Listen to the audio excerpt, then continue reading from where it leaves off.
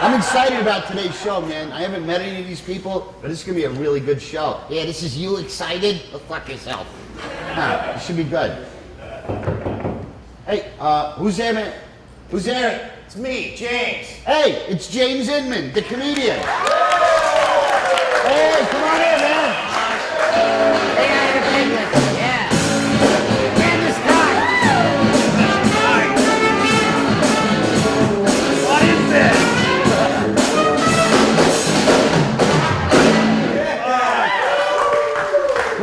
Grab his cock. Grab his wrinkled snuckle. Not bad, right? Nice perk for a comedian. Right? Are they cute? I love the redhead, dumb as a bag of hammers. You're perfect. If you had a yellow top on, you'd look like a number 2 pencil. Suck my cock. Just a joke. This is James Inman, great comic, and thanks for coming to the show. Yeah, don't fucking mess up my apartment. All right. This guy makes you look like a snappy dresser. Comedians dress for comfort. This is no big deal. Really fun. I saw your shit on the internet. It's great, man. How did you get your start in comedy? Well, just because I could drink before. I actually snuck into a comedy club in Kansas City at open mic night, but it was just so I could start drinking before I was 21. Oh, okay. Is that right? Yeah. And you live in New York now or the West Coast? Yeah, I live in New York now. You do? That's cool. And who is some of your comedic influences? Comedians talking about comedy. This sucks. All right. No, it's good. How's your set go? Did you do good or did you do really good? Fucking self-centered assholes. Stick your nose up your ass and smell your own intestines. I'm sorry, James. He's a little bit grouchy. I don't know. Just my best friends, I guess. I mean, yeah. Acid was a good help. Oh, really? Yeah, getting fucked up. Alcohol is always good to He's a drunk. inspire me. I don't drink that much. No? Not in New York. You can't drink. No? I'm not like Kansas City. You can drink and get fucked up every goddamn day. In New York, if you go out to a bar and then you come home on the subway, you have to piss. There's no bathroom. That's true. You know, I mean, New York is set up so you have to really rent a hotel room to take a shit now. It's set up to piss There's outside. no more old man bars where you can just go bar hopping. I know. I live in this great sucks. neighborhood. Nobody drinks in my neighborhood. There's not one bar. Okay, guy looks like Uncle Fester. I've never heard of you. You're real underground.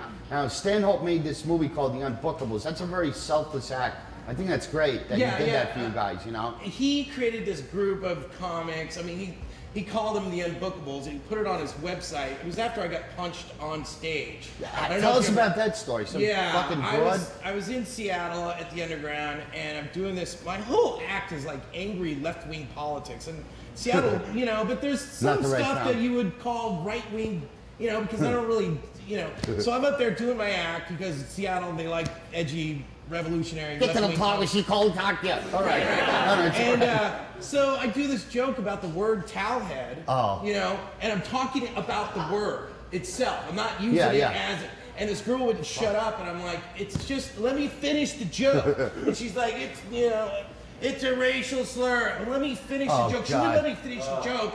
And I go, okay, so you don't like the word towelhead. How about the word cunt? You're like, I bet you don't.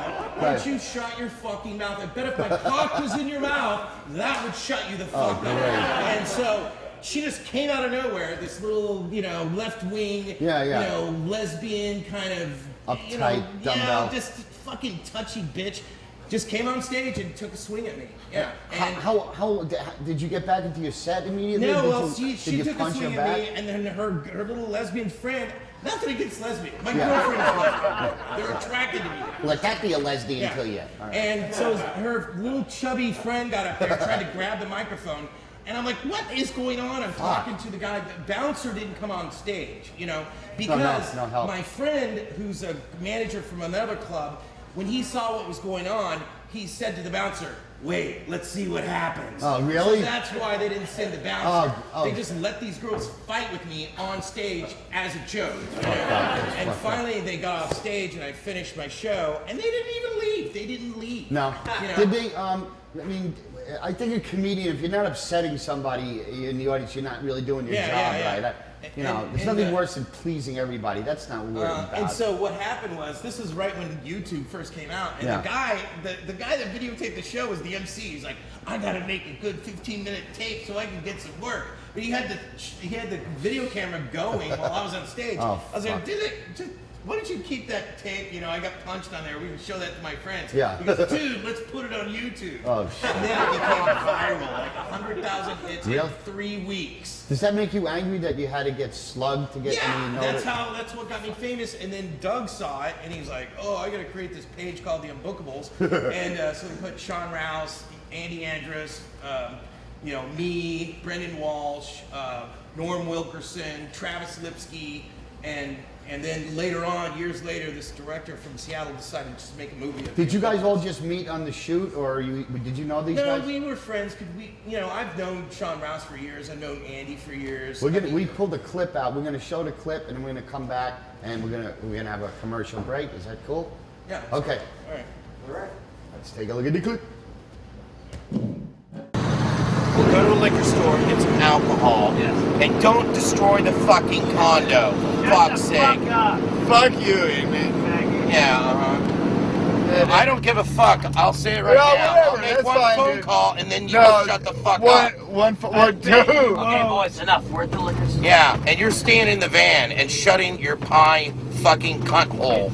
Good vodka and get some mix with You're it. okay. You can come in with me. Oh, you're okay. Let's get Not Brett. Not Brett. I'd like a Jägermeister. No. I'd like a bottle full of. Jägermeister? Yeah. What kind of vodka? You can come in and we'll Jesus, you you pick it up. fucking Don't bring that glass. Lipsky, get whoops. Seriously, you guys. Go get it. Let's go. Come on, you guys. Don't bring the glass Let's in the go. fucking I'm not. I'm can. gonna finish it. All right, throw it finish. away. No, fuck it.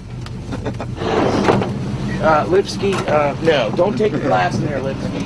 Nah.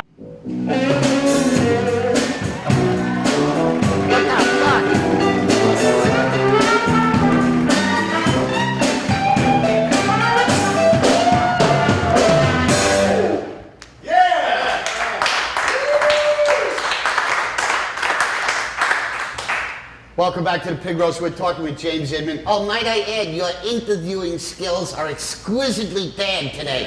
All right, you suck. I know I suck. I'm just, this is new to me, all right? You fucking asshole. No talent, bag of shite. All right. I hope you people at home are enjoying this. James Inman is coming Coming to a holding cell near you. How many times a day does this guy shit his pants? What? Because he drinks? Yeah, I'm doing like 6 pair of underwear when I'm not drinking. All right. We have a treat now. James is going to read an excerpt from his book, Greyhound Diaries, for your entertainment. James Inman, please welcome.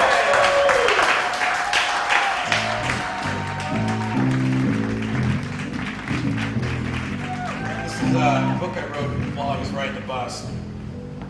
Babies are crying like dueling banjos, and I think I'm getting a brain hemorrhage. Every goddamn woman on this cheap-ass travel dog has a fucking crying eraserhead baby. Who are these women? Pumping out children and loading up the bus with diaper shit bags. I've never seen them breastfeed ever. Let the kids suck on something. You fuck every guy in town. You can't let your own child have one tit. Do something before I toss that thing out the emergency window. Change the diapers, shake it, or chop off its head. I don't care. It'll probably keep crying out its neck. Next time I meet a pro-lifer, I'm going to ask them if they ever rode the Greyhound bus. They'll start working overtime at an abortion clinic after 15 minutes of this. I'm re-examining the whole save the women and children first concept. Remember the final episode of MASH when Hawkeye had to suffocate that baby in the back seat of the bus? It wasn't because they were in enemy territory. He choked the kid because it was just bugging him. Even the guy who shot himself couldn't take the screaming babies. Give it up, mommy. It's not like you're in a restaurant. Half the women in here have their banana tits hanging out anyway. Give that humanoid dwarf something to suck on, or get some plastic stunt tits in here. I'll spring for the blow-up doll if you buy the half and half. A plastic doll never says no. I've never heard a kid cry so long. I feel like crying. It probably knows it's going to have to grow up and get a job. Maybe that's why babies cry. What a fucked up world this is. And to think people made such a big deal about Saddam Hussein dumping babies out of incubators during the Gulf War. It doesn't seem that evil right now. Oh man! Wow! James Inman. Oh man, you're a great guy. Was that great? All right, James Inman. And look for the Unbookables in a theater or HBO. Hopefully you get an HBO shot. Doug's a great guy. Give him my love. All right. James Inman. All right. All right. Back with the pig roast. Okay.